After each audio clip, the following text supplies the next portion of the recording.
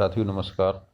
आज हम बात करेंगे अमोनिया के औद्योगिक निर्माण की हैबर विधि की। इसके पहले हम देख रहे हैं थोड़ा अमोनिया होती क्या है। अमोनिया एक नाइट्रोजन का हाइड्राइड होती है और एक रंगहीन गैस है। इसकी विशेष अवलाक्षणिक गंध होती है।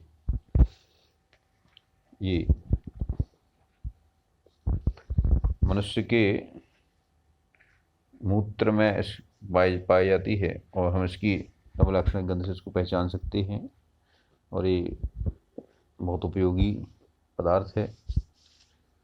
ये उर्वरक इत्यादि बनाने के काम आती है। यूरिया से भी ये निकलती है। तो ये इसका जो औद्योगिक उत्पादन है वो हैबर की विधि से किया जाता है। ये बहुत महत्वपूर्ण प्रश्न है, तो परीक्षा की दृष्टि से भी ये काफ़ी महत्वपूर्ण है। आज हम इसी पे बात कर रहे हैं। देखिए यहाँ पे आपको हैबर विधि का चित्र आपको यहाँ दिखाया जा रहा है। इसमें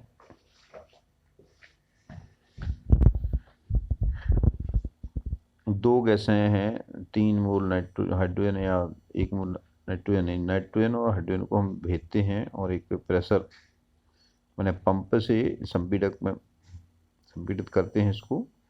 और ये संपीड़क इसको कितना लगभग 200 मेगा पास्कल यानी 2 वायुमंडलीय दाब 20 यानी इसको हम मेगा पास्कल को हम लिख सकते हैं वायुमंडलीय दाब के हिसाब से। यदि हम इसको लिखें तो ये हो जाएगा 200 वायुमंडलीय दाब, या यदि उस पास्कल में लिखें तो क्या हो जाएगा 200 × 10⁵ पास्कल। तो अत्यधिक उच्च दाब पर इसको प्रेशराइज किया जाता है। इसके बाद इसको उत्प्रेरक कक्ष में भेजा जाता है। ये उत्प्रेरक कक्ष है। उत्प्रेरक कक्ष में या तो आयरन मोलिब्डेनम चूर्ण होता है, जिसमें आयरन उत्प्रेरक है और मोलिब्डेनम चूर्ण है उत्प्रेरक वर्धक, या इसको आयरन ऑक्साइड और थोड़ी सी मात्रा में एल्युमिनियम ऑक्साइड और पोटेशियम ऑक्साइड की उपस्थिति में इसको उत्प्रेरित किया जा सकता है, या फिर निकल उत्प्रेरक का उपयोग भी किया जा सकता है। मोस्टली इसमें आयरन चूर्ण और मोलिब्डेनम चूर्ण का उपयोग किया जाता है और इसको लगभग 700 केल्विन ताप पर रखा जाता है। लगभग 700 केल्विन ताप पे रखा जाता है। और यहाँ पे इस उत्प्रेरक कक्ष में ये अपक्रिया होती है, उसके फलस्वरूप यहाँ अमोनिया बनती है और कुछ मात्रा में आपकी नाइट्रोजन और हाइड्रोजन भी शेष बची रहती है। इस उत्प्रेरक कक्ष से निकलने वाले इस मिश्रण को हम भेजते हैं शीतलक में, और शीतलक से ये एक टैंक में जमा होती जाती है, द्रव अमोनिया बन जाती है और इस टैंक में से हम अमोनिया समय समय पर निकालते जाते हैं। और इसमें जो बची हुई नाइट्रोजन और हाइड्रोजन का मिश्रण है ये फिर से वापस पहुंचता है रिसाइकिल, और एक पंप के माध्यम से ये फिर से कंप्रेस्ड होकर के और फिर से उत्प्रेरक कक्ष में आता है और ये दोबारा फिर उत्प्रेरक के संपर्क में आकर के फिर से अमोनिया बनाता है। इस तरह से ये चक्र इसका बार बार चलता रहता है। चूँकि ये उत्क्रमणीय क्रिया है, इसीलिए ये 100% पूरी नाइट्रोजन और हाइड्रोजन अमोनिया में चेंज नहीं होती है। तो इसलिए हमें इसको पंप के द्वारा फिर से उत्प्रेरक कक्ष में भेजना आवश्यक होता है। चूँकि जो अपक्रिया होती है, रासायनिक अपक्रिया कैसी होती है, उत्क्रमणीय होती है। आपको पता है उत्क्रमणीय अपक्रिया में दोनों तरफ की अपक्रियाएं बराबर चलती हैं और उत्क्रमणीय अपक्रिया से हमें साम्यावस्था को किस तरह प्रतिस्थापित करना है ये काय पर निर्भर करता है। तो इसके लिए लिए का नियम आपने पढ़ा होगा कक्षा 11वीं में कि साम्य उस ओर विस्थापित होता है जिस ओर किए गए परिवर्तन का प्रभाव निरस्त होता हो या कम होता हो। तो यहाँ पे हम देखें ये अपक्रिया कैसी है। देखिए इस तरफ जो बाएं तरफ अपक्रिया क्रम में देख रहे हैं आप, कितने नाइट्रोजन का 1 मोल है और हाइड्रोजन के 3 मोल हैं।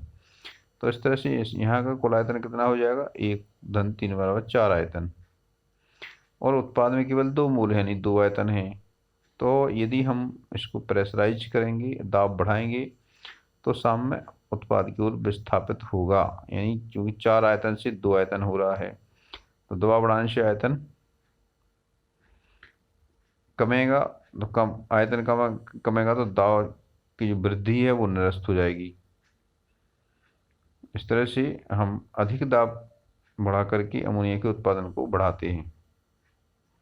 अब दूसरा ये ऊष्मा क्षेपी अभिक्रिया है, यानी इसमें से ऊष्मा निकलती है, तो हमें ये अभिक्रिया कम से कम ताप पे करना होती है। तो कम ताप के लिए यहाँ पे हम क्या करते हैं, उत्प्रेरक का उपयोग करते हैं ताकि सक्रियण ऊर्जा कम हो सके और ये अभिक्रिया कम ताप पे संपन्न हो सके। इस तरह से हम अमोनिया का अधिकतम उत्पादन प्राप्त कर सकते हैं उच्च दाब दे करके उत्प्रेरक की सहायता से, और हम बीच बीच में से हम अमोनिया को निकालते जाएंगे। इस तरह से इसका अधिकतम उत्पादन किया जा सकता है। इसमें देखिए यहाँ पे लिख भी रखा है। अब बात करें हम अमोनिया के उपयोग की, तो जो अमोनिया है वो कई नाइट्रोजनी उत्प्रेरक मान जो उर्वरक है वो बनाती है। तो जो नाइट्रोजनी उर्वरक है जैसे यूरिया है या सुपर फास्फेट है, ग्रोमोर है, बहुत से उर्वरकों जिनमें नाइट्रोजन उपस्थित होता है उनके बनाने में अमोनिया का उपयोग होता है। अमोनिया का एक और उपयोग है प्रशीतन उद्योग में। अमोनिया प्रशीतक की तरह भी काम करती है, और कुछ यौगिक जैसे नाइट्रिक अम्ल है, चूरा है, इनके बनाने में भी इसका उपयोग होता है। तो इस तरह से अमोनिया भी एक उपयोगी पदार्थ है।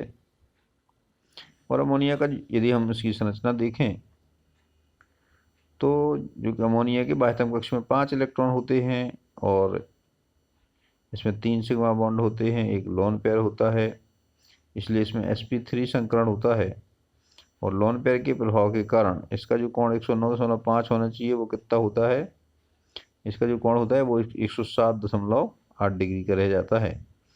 ये इसकी लोन पेयर के कारण होता है। इस तरह से जो अमोनिया की आकृति है वो पिरामिडीय होती है और ये काफ़ी स्थायी है। अन्य